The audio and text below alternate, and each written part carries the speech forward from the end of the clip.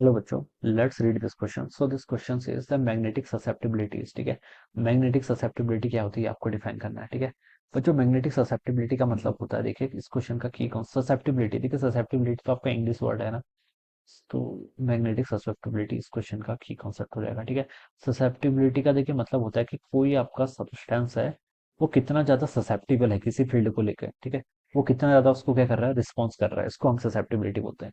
जैसे हमने देखिए इलेक्ट्रिक फील्ड जब पढ़ा था, डाइलेक्ट्रिक, हमने डाइलेक्ट्रिक की प्रॉपर्टीज पढ़ी थी मटेरियल्स के। ठीक है, तो उसमें हमने पढ़ा था कि देखिए कोई अगर हम किसी मटेरियल को इलेक्ट्रिक फील्ड में रखते हैं, ठीक है, किसी इलेक्ट्रिक फील्ड में रखते हैं तो वह मटेरियल आपका कितना ज्यादा क्या करता है, उसको रिस्पॉन्स करता है, उसे हम इलेक्ट्रिक क्या बोलते थे आपका, परमिटिविटी बोल देते थे। ठीक है, ससेप्टिबिलिटी का मतलब होता है, देखिए जैसे आपके पास कोई मैग्नेटिक मटेरियल है, अगर मैंने इसको किसी एक्सटर्नल मैग्नेटिक फील्ड में रखा है, this is my external magnetic field. ठीक है, बी, बी नहीं, इसको यहाँ पर एच से रिप्रेजेंट किया जाता है। एच आपका मैग्नेटिक इंटेंसिटी, इसको बोला गया जाता है मैग्नेटिक इंटेंसिटी।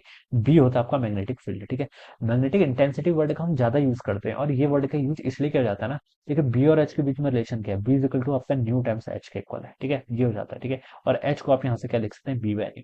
तो यहीं से देखिए आपको पता चल जा रहा है इन दोनों में डिफरेंस क्या है। ठीक है, न्यू आपकी मेटेरियल की प्रॉपर्टी होती है। ठीक है, तो अगर हम देखिए एच बोलते हैं, एच क्या है, मैग्नेटिक इंटेंसिटी, ये आपका मीडियम से इंडिपेंडेंट है, कि आपका किसी भी मीडियम पे कैलकुलेट करो, एयर पे कैलकुलेट करो, किसी कोर के अंदर कैलकुलेट करो, किसी अदर मीडियम में डाल दो, एच आपका ऑलवेज सेम वैल्यू लेगा। लेकिन बी क्या है, मैग्नेटिक फील्ड मीडियम डिपेंडेंट है, मैग्नेटिक फील्ड अलग अलग मीडियम पर अलग अलग वैल्यू दे देगा। ठीक है, तो हम बता सकते हैं, इसलिए हमने ज्यादा बेटर वर्ड एच को रिप्रेजेंट करते हैं। ठीक है, जैसे मैग्नेटिक फील्ड का general formula new not I something divided by कुछ आता है। ठीक है, तो अगर मैं उसकी परमेबिलिटी से उसको डिवाइड कर दूंगा तब तो वो आपका इंडिपेंडेंट हो गया ना मीडियम से। तो इसीलिए एच का ज्यादा वर्ड यूज किया जाता है। एच क्या होता है, मैग्नेटिक इंटेंसिटी। बी क्या है आपका मैग्नेटिक फील्ड। एच का यूज इसलिए करते हैं क्योंकि मैग्नेटिक इंटेंसिटी आपका मेटेरियल सॉरी मीडियम से क्या रहता है, इंडिपेंडेंट रहता है, इसलिए एच का ज्यादा वर्ड यूज किया जाता है। तो मैं बता रहा था यहाँ पर मैग्नेटिक ससेप्टिबिलिटी होती क्या होती है।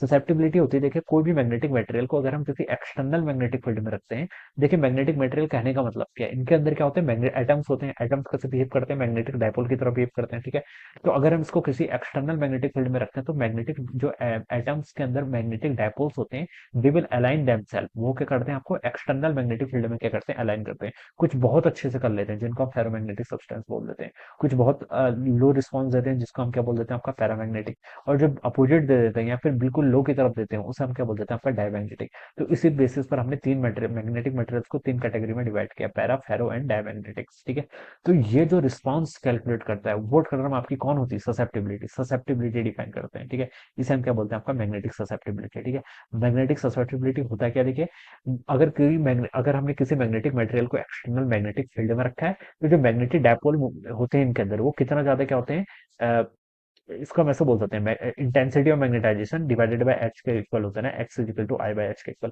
ये आई क्या बताता है, आई होती है आपकी इंटेंसिटी ऑफ मैग्नेटाइजेशन। अब इंटेंसिटी ऑफ मैग्नेटाइजेशन क्या होता है, magnetic dipole moment per unit volume. ठीक है, magnetic dipole moment per unit volume, ये तो आपका इंटेंसिटी ऑफ मैग्नेटाइजेशन हो गया। इसका मतलब है कि एक्सटर्नल मैग्नेटिक फील्ड में आके मैग्नेटिक डायपोल अपने आप को कितना अलाइन कर पा रहे हैं, ये चीज आपकी आई बताती है। आई क्या है, इंटेंसिटी ऑफ मैग्नेटाइजेशन, जिसका मैथमेटिकल मीनिंग होता है आपका magnetic dipole moment per unit volume divided by H. H की आपकी मैग्नेटिक इंटेंसिटी, जो हम यहाँ पर बी और एच बोल लेते हैं ना, तो वही चीज यहाँ पर एच से रिप्रेजेंट हो जाती है। ठीक है, तो जो इसका बेसिक फॉर्मूला होता है वो आपका आई बाय एच के इक्वल होता है। ठीक है, ये आपका आई बाय एच के इक्वल हुआ। ठीक है, ये भी वेक्टर क्वांटिटी होती है, लेकिन इसको इन जनरल ऐसे नहीं लिखा जाता है क्योंकि देखिए वेक्टर का डिवीजन पॉसिबल नहीं होता है, तो इनको इन जनरल हम ऐसे लिख देते हैं। ठीक है, इस तरीके से इसको मैथमेटिकली ट्रू माना जाता है, ये रिलेशन मैथमेटिकली ट्रू नहीं होता है। ठीक है, इसको मैथमेटिकली ट्रू माना जाता है अगर हम वेक्टर्स की प्रॉपर्टी को देखें।